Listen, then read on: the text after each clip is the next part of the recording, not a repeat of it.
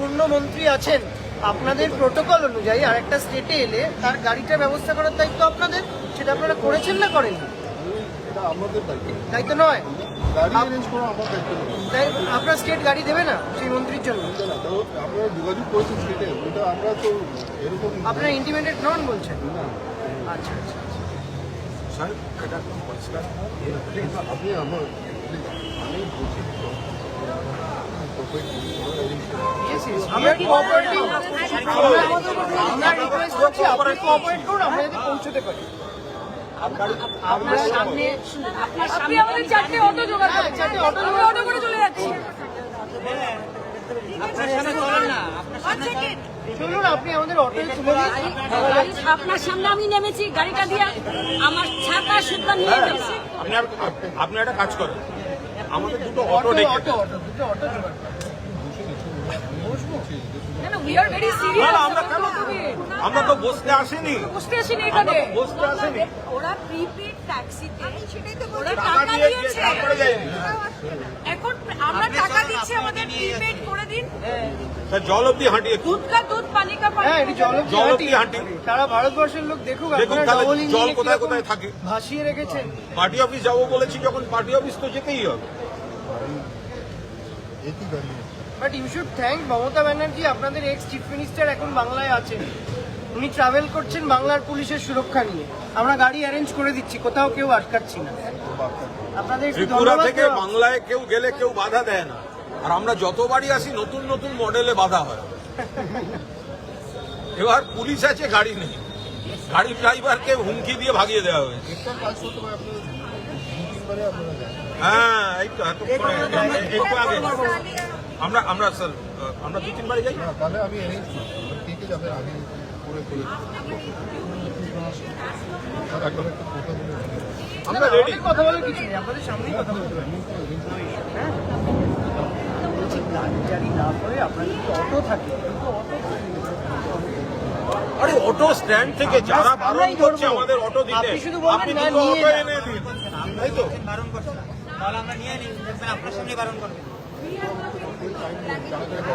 ঠিক আছে, we are waiting. দয়া করে আমাদের কথাটা একটু সত্যি কিনা মিথ্যা যাচাই করুন না। আপনি কথাটা যাচাই করুন না, সত্যি কিনা মিথ্যা বলছি আমরা।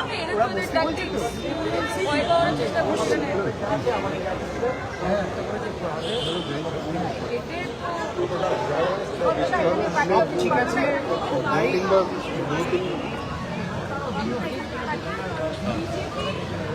হ্যাঁ হ্যালো,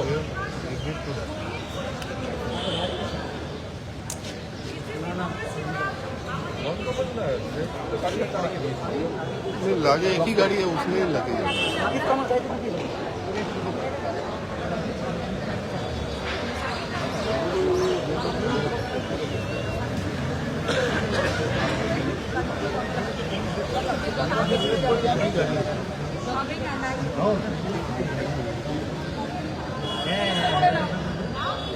গাড়ি পাওয়া যায় না, আমরা নিজেরা টাকা দিয়ে গাড়ি চাইছি, সেটাও পাচ্ছি না। এরপরে বিজেপির নেতারা পশ্চিমবঙ্গে গিয়ে বড় বড় ভাষণ দেয়।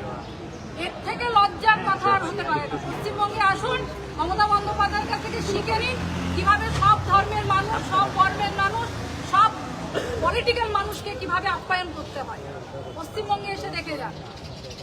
এটা তো ত্রিপুরা সরকারের লজ্জা, এটা ত্রিপুরা স্টেট গভর্নমেন্ট এবং প্রশাসনের ফেলিয়ার যে আজকে 3 জন সিটিং এমপি, একজন মিনিস্টার, একজন এক্স এমপি, একটা পার্টির ডেলিগেশনকে যারা নিজেদের অফিস ভাঙা হয়েছে বলে ভিজিট করতে এসছে। একটা 5-6 জনের ডেলিগেশন, তাদের পার্টি অফিস ভাঙা হয়েছে বলে আপনাদের পশ্চিমবঙ্গে তো আপনারা 365 দিন ডেলিগেশন পাঠাচ্ছেন। আপনাদের ক্যাবিনেট মিনিস্টার থেকে শুরু করে, ইউনিয়ন মিনিস্টার থেকে শুরু করে আপনাদের এমপি এমএলএ কেউ বাদ নেই, এবং গভর্নমেন্ট প্রতিনিয়ত তারা যাচ্ছে। গভর্নমেন্ট থেকে তাদেরকে প্রোটোকল দেওয়া হচ্ছে, প্রোটেকশন দেওয়া হচ্ছে। আপনাদের এত কিসের ভয়? আমরা এখানে কি আজ ইলেকশনের জন্য এসেছি না কিসের জন্য এসেছি? যে এখানে একটা 6 জনের একটা ডেলিগেশনকে আপনারা পার্টি অফিস অব্দি যেতে দিতে পারছেন না, যে আপনারা ফোন করে করে সব ড্রাইভারদেরকে হুমকি দিচ্ছেন। এত ভয়, এটা থেকেই বোঝা যায় যে মমতা বন্দ্যোপাধ্যায় কত বড় লিডার, তার প্রভাব এবং প্রতাপ কতটা, এবং গণতন্ত্র পশ্চিমবঙ্গে কতটা। যে আপনারা এখানকার ত্রিপুরার লোক থেকে শুরু করে যারা চাকরির জন্য, যারা পড়াশোনার জন্য, যারা চিকিৎসার জন্য পশ্চিমবঙ্গে যাচ্ছে তাদেরকে আমরা বুকে টেনে নিই, তাদের জন্য সবকিছু ফেলিসিটেট করা হয়।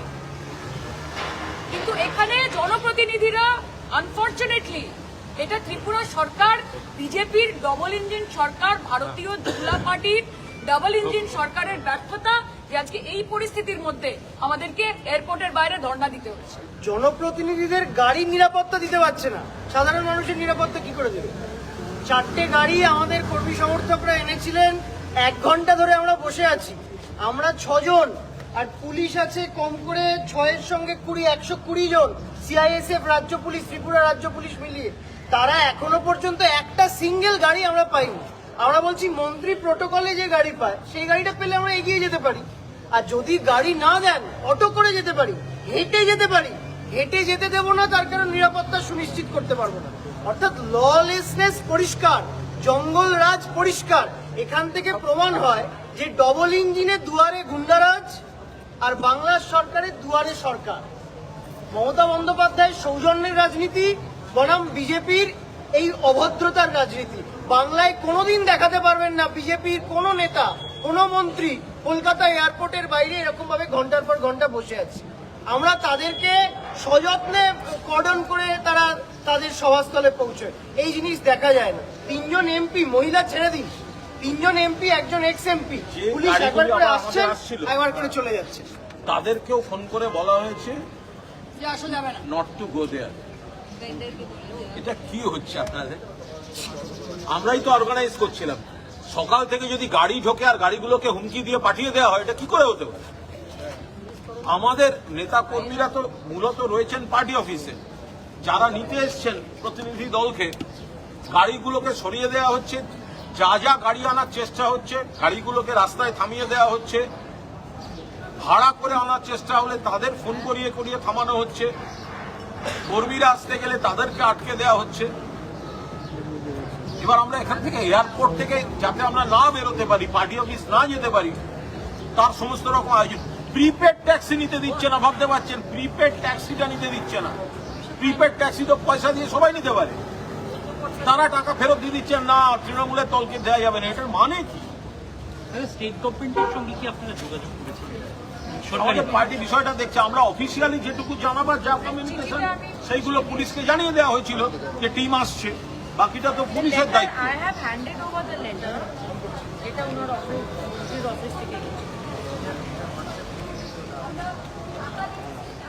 হয়েছে। আমরা পরিষ্কার বলছি, আমাদের গাড়িগুলো এখানে এসেছিল, গাড়িগুলোকে হুমকি দিয়ে তাড়িয়ে দেওয়া হয়েছে। এবার একটিমাত্র গাড়ি আছে, এবার এখানে তো প্রিপেড ট্যাক্সি আছে, এটা তো জনগণের, সেটার টাকা দিয়ে বুক করতে গেছিল, সেটা পর্যন্ত করতে দিচ্ছে না। ইনস্ট্রাকশন আছে তৃণমূলকে দেওয়া হবে না। তো তাহলে আমরা পুলিশকে বলেছি যে প্রিপেড ট্যাক্সি তো জনগণের, আমরা তো পয়সা দিয়ে যাবো, তা আমরা ওখানে বুক করছি, গাড়ি আনুন, পুলিশ সেটা দেখুক।